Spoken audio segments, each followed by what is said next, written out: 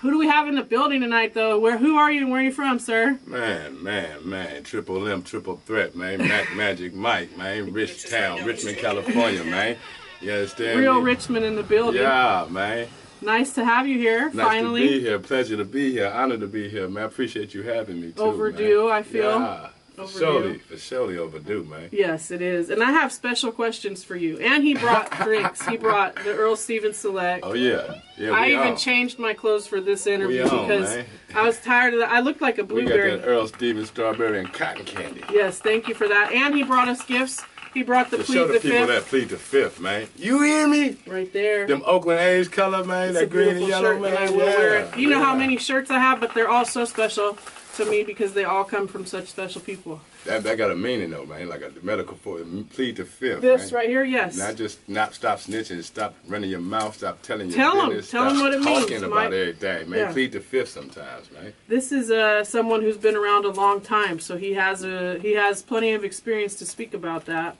So, yes, shut your mouth. You hear me? Fuck. Oh, man. I just went through that at work today. It was like, you have the opportunity to either shut up and just let shit ride, or you can fucking talk and then look like an asshole. Just shut the fuck up. Just sit back and kick back, man. Bro. Like, you're doing too much. All the fucking time. But I digress. So, Magic Mike, I actually tuned in and listened to some of that interview about how you met Maul. When he was like 16, and he pushed you through the line, and y'all got into the show, and But that's what he does. Like, Mac was the first guy to ever take me to a strip club. We stayed in there all night. He bought all my dances. Him and Ray Love. I tell you, man, it was the most fun I've ever had, and I will never go. They had me in the same strip club. Probably.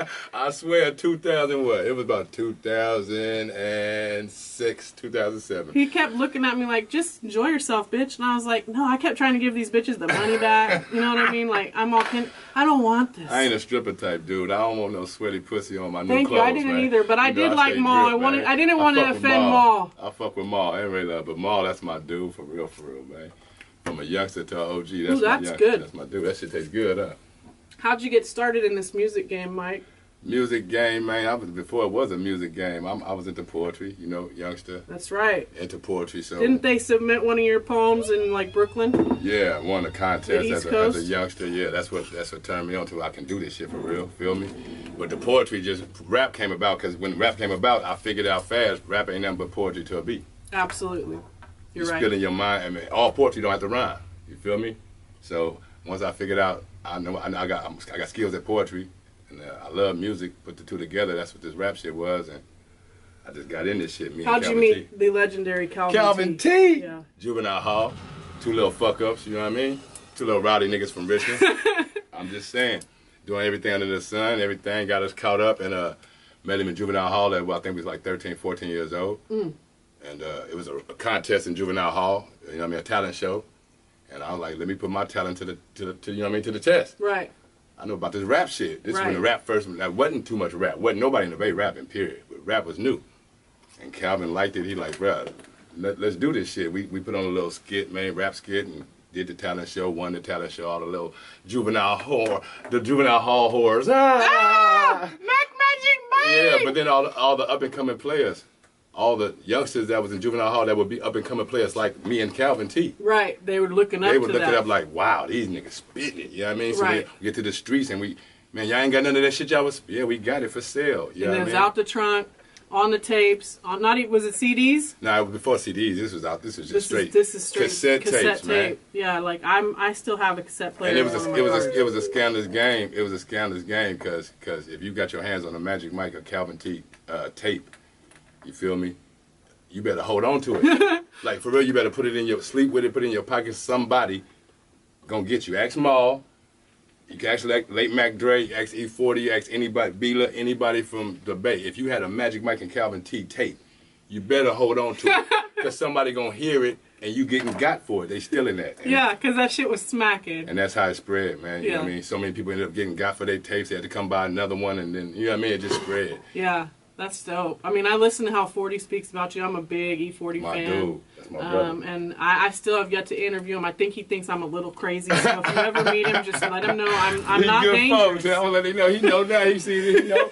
She good folks, I'm not dangerous, I promise. I'm just a yee stalker. with it, right. man. That's all. She just yee with it, man. I want to see him in this studio with me.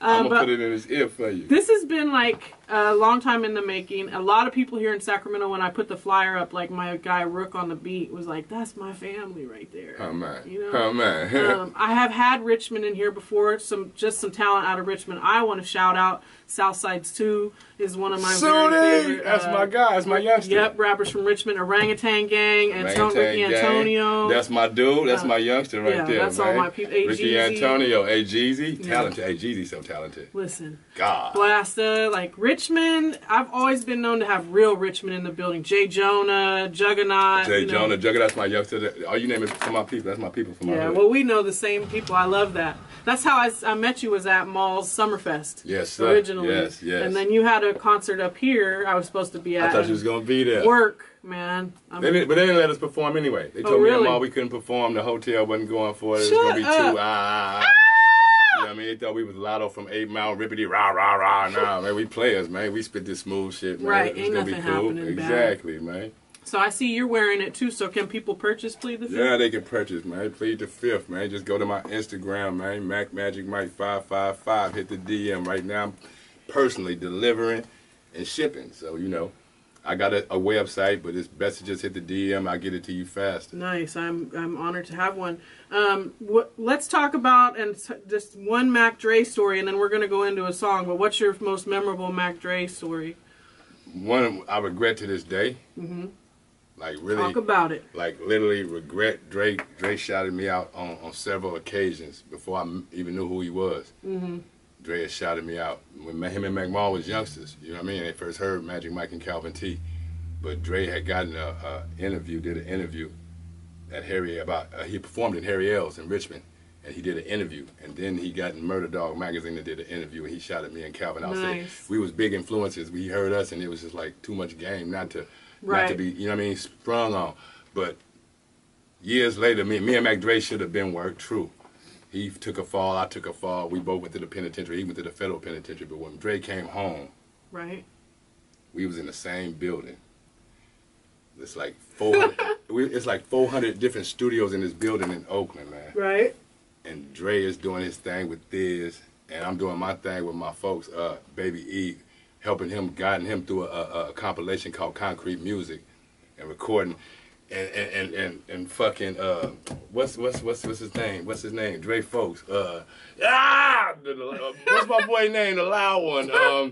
I can't even tell you because they're all loud. The OG for the bunch. Miami the most. Oh, Miami, and Kilo. He's overdoing here too. They Miami. come through the room. They fuck with my folks. They meet me. They like, man, Dre in the other room.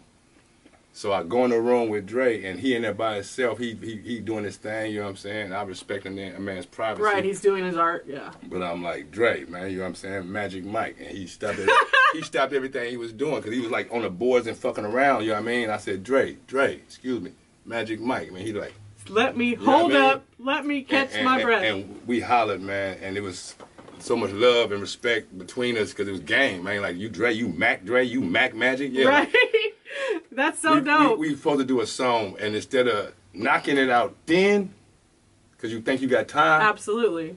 Yeah. You don't know this is the last time you're going to see this man. The first time you see this man is the last time you're going to see this man. That's some poetic right there. But we planned to do a song, and instead of us just saying, fuck, you pause what you're doing, I'm going to pause what I'm doing, let's get high as fuck and just make a song. Yeah, we got to do this right now. We didn't do that, and I regret that. Yeah, I feel you on the regret, and that's a lot about, like, I try to tell people about going to shows, because a lot of people be like, I'll catch him next time he's here. And that don't happen. And it's like, what if there is not a next time? Exactly. I mean, people really think I'm insane because I go to so many Mac Mall shows, but once he welcomed me in, but I'm in, motherfucker, you can't get rid of me. I'm not leaving. I'm like, I'm the Mac too now. Me, man. I'm in this GI Everybody thing, thinks man. I'm a Mac. You hear me? I'm part of the shit, man. I'm with the association. I'm bringing the Mac tomorrow, I got nigga. Mack Magic Mike now, McYeee, Oh, man. Mac Mall. Mac, a whole lot of Macking going on, yeah. man. Mac Dre. Rest in peace. Yes, TIP, it is Mac Dre Monday, but let's go into a song. So which song did you want to go into Well, we first? talk about this anything for me, man. One of the first singles I released last year, but I ain't got too much play, you know what I'm saying? That's my fault, but Yeah, it's anything for me, man. It's supposed to be a collab with my youngster Nasty Nate up out of Richmond. I know that. And I ended up doing the joint by myself. It's just some old game, you know what I'm saying? Because my wife, she my wife, man, but she my everything, man. She'll do